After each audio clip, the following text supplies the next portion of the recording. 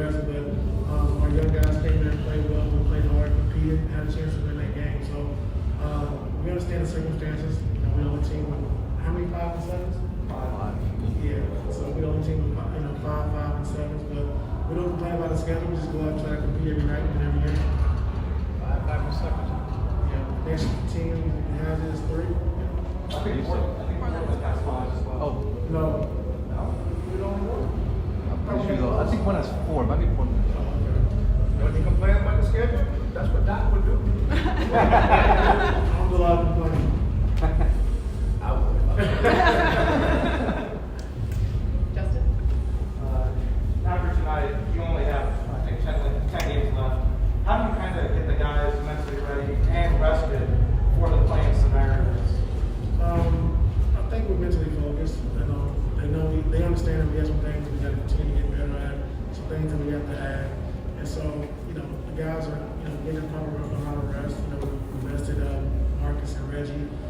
Nico's coming up pretty soon, Denzel. So, guys are getting rest, and we have a great schedule, down the stretch where, guys can get, 3-4 days out there between games, so that's good. What are your feelings on playing in general? Now that we're 8, I don't like it. If we were 9 to 10, I would love it, but I don't know. Whatever's best, and Mr. Silver, he understands that whatever's best for the league and for us all to continue to keep making good money and growing the game. Then I'm all for it. So it is what it is. But this year I would love to be the top 8 seeds and kind of go from there. So wanted to ask about Scotty Barnes and just sort of what you see about him that you like, and also you guys have seen some pretty talented rookies the last few games. Like when you look at it, young talent like these guys, like is there something that you see like just as somebody who's watched so much basketball that kind of makes you think, oh yeah, we remind me a little bit of Draymond Green. I think defensively, we had to guard multiple positions. The other night I watched the game, we had him on the Joker. He's guarding point guards, and we handled the ball for them offensively, a lot. So just talking to Freddie and talking to some of the guys on the team, it's just that he does whatever it takes to win. He's a winner. Not great shooter, not this, not but he does whatever it takes to win. And when you need a big play, he always comes up with it. Is there something that you see from young players like that kind of like sparks something? Like when obviously got a lot of guys coming in with a lot of expectations that are very talented, but like you see like in your years watching basketball, can you pick out like which of the guys are really, really special? If I think about it, yes, but just knowing with him, like I said, just to scout for him that he's a winner. So if you get a rookie who's all about winning, not worrying about personal accolades, and just worrying about winning, team, everything team first, that's a great pick. And everybody, in that organization loves him, loves how he plays, loves how he carries himself, and he's a hard worker. So they got a good pick. Hey Ty, Marcus has stepped up in some really big moments throughout this season. What has impressed you most about him throughout the season? I think it's just, his mindset. Understanding the PG and Kawhi, went down, and we had to look to him scoring the basketball along with Reggie. But I just think his mindset. We're just not going to get into the season. We got guys down, guys out, but we still have enough in this room to win. And that's just kind of like the approach he's taking, Nico's taking, and Reggie's taking, which is help our young guys, moving forward. I gotta ask this first. You got the starters first, right? Yes. Would you like to? Well, what are the starters? Reggie, Amir, Nico, Marcus, and Zoo. Thank you. And I guess since it looks like you're so locked in the 8th seed, like 4 Bayern Mini, 5 ahead of the Lakers, like what do you like most about that potential scenario? Well, the plan, and what I guess I don't know, scares you the most is the right way to say it. Or like, what is the most concerning about playing?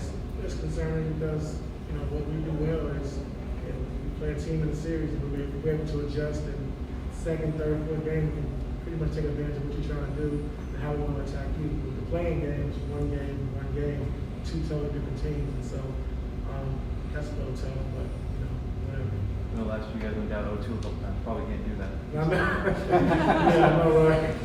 Yeah, go down 0-2 this time, you're done. So. Ty, on that note with the plan, has that affected how you manage things day to day with the schedule as opposed to how you might do it normally? Well, now it has. He's these last 12, 13 games. We've been able to get Marcus and Ray some rest. And pretty much locked in the AC, not quite over, but pretty much locked into that spot. So now we can start getting my guys some rest, when we see fit. And just make sure our guys are ready. When it's time for the playing game, make sure our guys are ready to go, ready to play, have a lot of energy, and no injuries, no knickknacks. So we just got to make sure we're doing it smart, doing it the right way. And so we'll take the last question from Michael on the Zoom. Hey Ty, it's Michael Grange from Toronto. How are you? Good. How you doing, Mike? I'm really good. I just want to ask about Scotty Barnes and how unusual his game is, and how often do you find yourself maybe having a game plan a little bit for a rookie? It's not maybe the most common thing. And what's we had to do it the last few games. With Mobley in Cleveland, then we had Cunningham in Detroit, who both played well against us. And Scotty Barnes is no different. He's definitely top 5 candidates for Rookie of the Year. The way he plays, he's one of the best players defensively. He's handling the ball. His shots improved over the season. I think he's shooting like 31% from 3. And so, he's all about winning. We know every night he lays on the line defensively, and we got to be ready for that. He's a really good rebounder. Yeah. Is that? Go ahead. What did that say to you? So you say it again? I mean, he's a really good rebounder. What do you read into that? A guy who can just seem to come up with a ball when he needs one. Yeah, will. I think, like I said, it's will to win and do whatever it takes to win. And we struggle with offensive rebounding, so we got to make sure we do a good job of hitting his body because he crashes every single time, and a lot of the time he comes up with it. Appreciate it, Ty. Have a good night. Yes, sir. Thanks, Mike. Thank you. Thank you.